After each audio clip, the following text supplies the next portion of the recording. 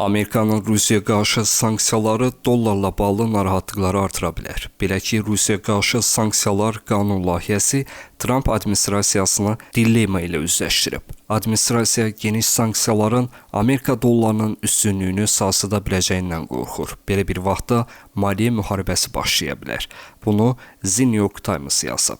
Senator Lindsey Graham'in ölümündən əvvəl təqdim etdiyi qanun layihəsi Rusiyaya və onun müttəfiqlərinə qarşı sanksiyaları nəzərdə tutub.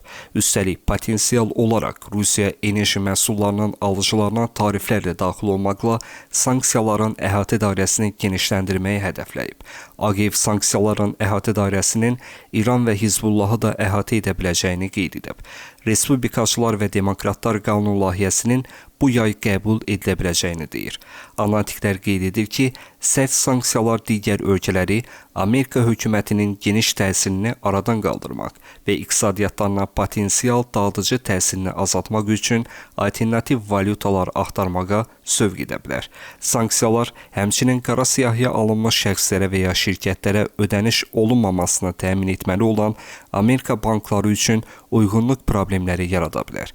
Beynəlxalq Valyuta Fondunun məlumatına görə dünya valyuta ehtiyatlarının 57%-i hələ də Amerika dollarında saxlanılır.